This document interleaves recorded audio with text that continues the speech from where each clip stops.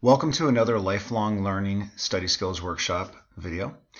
Today we're going to focus in on a study skill, and the study skill revolves around the idea of studying with other students, study partners, or study groups for that matter. And there are a variety of ways to study when it comes to studying with partners. Something as simple as just handing your vocabulary sheet to your partner and having them quiz you, to more elaborate study methods like we're going to talk about today. Today's study method is called divide and conquer. So let's get started. Before we discuss the concept of divide and conquer, a couple things we need to consider when we are studying with partners or we're studying in groups. First thing you need to figure out is choosing the best partner. And sometimes friends are not necessarily always the best study partners. Sometimes we get distracted, we start socializing, this, that, and other. But it does need to be somebody that you're comfortable with.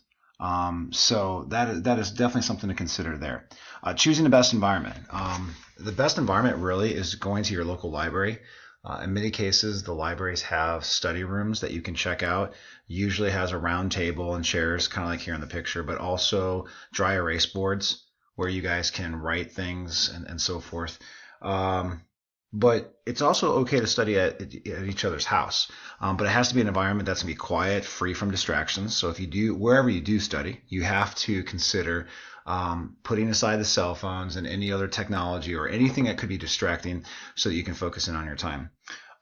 You also have to consider how much time you're going to spend. And that depends on what topic you're talking about. And if this is a semester exam you're studying for, obviously you're going to spend more time than you would be if this were a chapter test.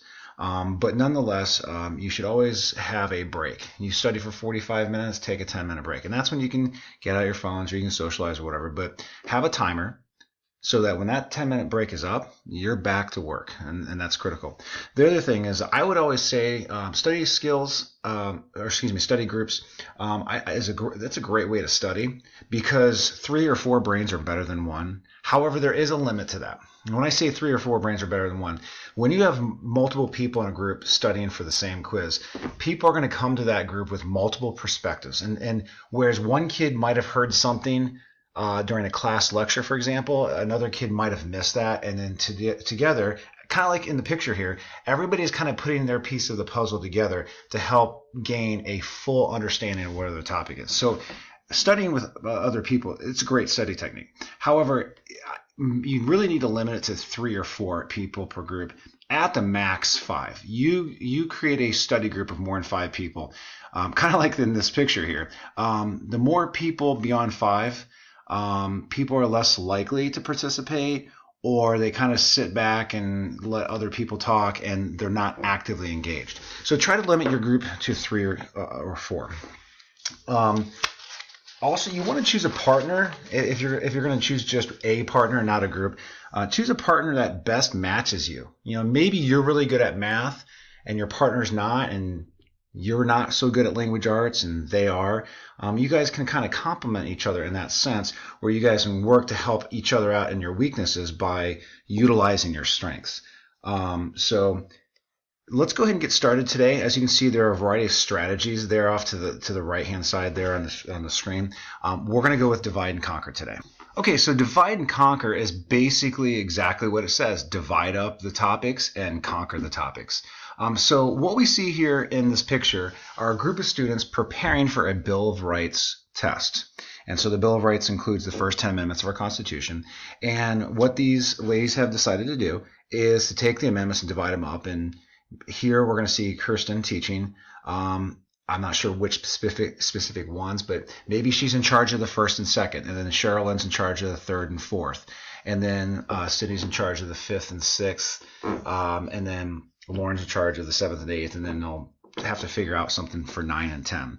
But either way, they divide up the work. I mean, this could work if you were doing a chapter test. Let's say you're studying chapter 15 of your world history textbook, and there are 4 sections. Each student picks their section, and what they're going to do is they're going to go home and become experts in that section on the topics relating to that chapter, that part of the chapter.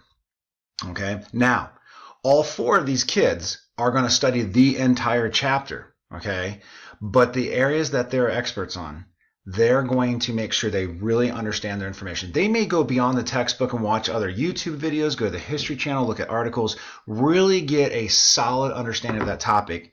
So when they get together, okay, whether it's at the library or in this case in the project center at school with those nice dry erase tabletops, they're ready to go and they are dependable and reliable to their group members. And so if Kirsten says, hey guys, today is Monday, we're going to meet after school on Wednesday, and I'm going to be in charge of First and Second Amendment, she's going to make sure that she follows through on that. Okay? And so you go home, become an expert, you get together, and then you teach each other. Okay, now when you teach each other, a couple things you can do. You as a teacher, the expert, you could type up a little summary sheet that you will hand out to your group. Or in this case, as you're going to see here in the video, you could just teach. You could just teach and they will either type notes or in this case, write notes on the dry erase tabletops, which these ladies are later on going to have to take a picture of the tabletops because obviously that's going to get erased. But either way, each person is going to take turns actively engaging in the group conversation and teaching one another about the topic. And that's why we call it divide and conquer. So as you can see here, Kirsten is explaining one of the amendments right now. And these ladies are taking notes and listening. They're asking questions. They're getting involved in this. And again, 4 brains are better than 1. This is a perfect setting right here. 4 kids working together, dividing up the work, and learning about the Bill of Rights, and preparing for a test that they're all going to take. So the next time you have a major quiz or test, really consider using this divide and conquer method. Get together with your group, divide up the task, decide the schedule when you're going to meet, go home, become an expert, make sure you're being really dependable to your group, for your group. Type up a summary sheet if you want to, or whatever you need to do to make sure that you can teach the rest of the group and work on that. If you ever have any questions, feel free. There's my email right there at doug.panfalone@laconaonline.com. If you have any questions concerning this, there's also a handout that goes with this. I'll be glad to email that to you. Consider following me on Twitter at Mr. Panfalone. A lot of times I will post articles and hashtag those study skills workshop. All right, thank you again for watching a lifelong learning study skills workshop video.